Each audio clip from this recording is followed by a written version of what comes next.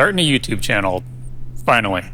What are we doing here today? Today we're talking about lights for two reasons. Reason number one, because I want to. And number two, because I already had these set up because I have to test for a project.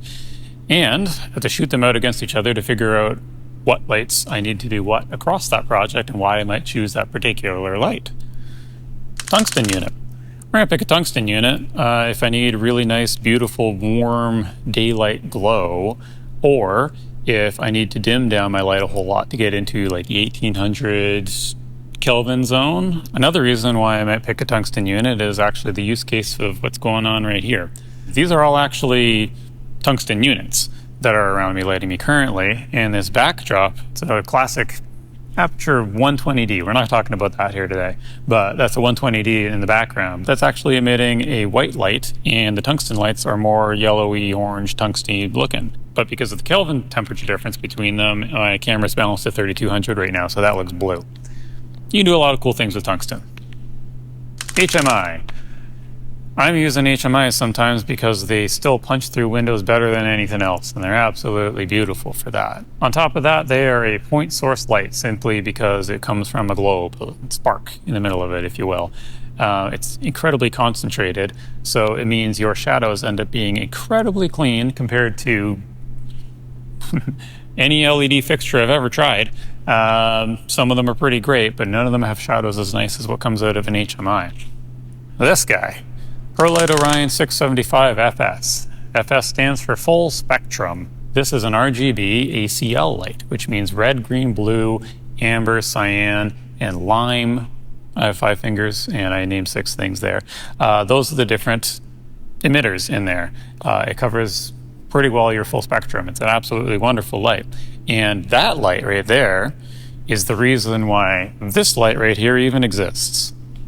This guy is an Aputure Storm 700X. It's also a full spectrum light, mostly. It's their Blair engine in the X series rather than their full color series, which means it's missing 2 emitters. It kind of suffers a little bit in your cyans, but otherwise it's a fantastic light. Prolycht as a company doesn't exist anymore, sadly. They got bought out by Aputure, and Aputure used their color technology that they built to develop the Blair engine in the first place. Blair engine is absolutely wonderful, but the OG over here does some really cool things that the Aputure just still doesn't quite cover, but like, man, this is a fantastic unit. And this guy down here is your classic 600D. It's one color. It's daylight. Mine's pretty old and beat up. Still works. Now, what these 3 lights here do that the other ones do not is wireless CRMX, which is really fun. You can program a whole bunch of cool shit in there. These ones, on the other hand, you can't quite do that with. Certainly not with the HMI, but with the tungsten unit, you can kind of do that. You can get the DMX-controlled dimmer packs for it, so I can actually bring it up and down and get it on the same CRMX universe as the other guys over here. Function's different, but you can still get the same sort of thing out of it. The HMI over here, this is a magnetic ballast HMI. So there's 0 chance I'm putting that on anything CRMX based, because if I turn it on, turn it back off again, I got like a 10-minute wait before I can spark this guy up again, or you're going to start blowing globes. And that's real bad and expensive, and I don't want to do that. Now you might be thinking to yourself, newer is always better. And you're wrong. Now this Prolycht Orion is about 3 years older than the 700X, and the 700X was built on all the technology that went into this in the first place, so you might expect the 700X to be better in pretty well every regard. That's not the case. Now, when these 3 lights were set up on blackout earlier through CRMX, I had them going through a 0 to 100 dim and then back down to 0 on all 3 lights, cycling one to the next. Found some pretty interesting results. This Prolycht Orion here had the smoothest dimming curve out of all of them. It was seamless. It was beautiful, absolutely gorgeous, loved it.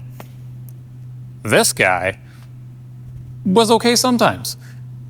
When it first started out, it did really, really well in its dimming curve, and then gradually over time it got kind of steppy. It was a little weird. I don't know why it was doing that, but reasons.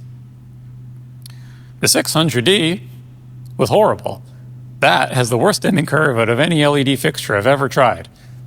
Beautiful light, terrible over CRMX if you're using anything dimming related. Would not recommend whatsoever.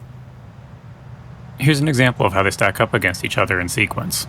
This was shot before I even started making this video, so I don't even think I focused it, but whatever, still gets the point across. It's pretty hard to beat just how nice sun looks coming through the window, but it's not like we got that available 24 hours a day, so we use a lot of different lighting fixtures to replicate that. But before we get into those, let's just look at a shot of how the daylight looks coming straight through the window. Off to the left is just a sheet of bleached muslin for the light to bounce off of. Same thing applies on all these LED fixtures. Each of these lights is set up at their maximum intensity, so that you get an example of the shape of the light, as well as their total brightness relative to each other. They are all equipped with their standard lighting modifiers. Both the 600D and the 700X have their stock reflectors. The Prolycht has its Fresnel, and both the HMI and tungsten lights are also Fresnel-based units. Each of the Fresnel-based lights have two examples, one at its widest beam angle, and one at its most spotted in. This HMI is a magnetic ballast light, so it's subject to banding based on the shutter angle you're set to.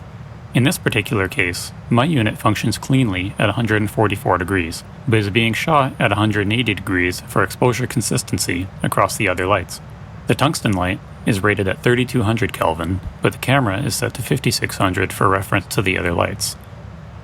But I'll also show an example of how it looks when balanced correctly.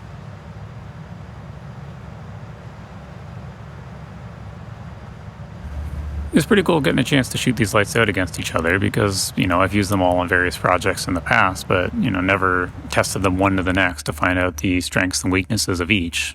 You kind of go into a project with a general idea of where something excels, where something kind of suffers a little bit, but having that concrete data is pretty cool, helps make educated decisions, and hopefully this has been helpful to you. There's going to be some more lighting-based videos coming along on actual sets. Some of them involving these, some of them involving other lights. It's, I don't know, to hang around if you want to see some other pretty cool shit. Bye.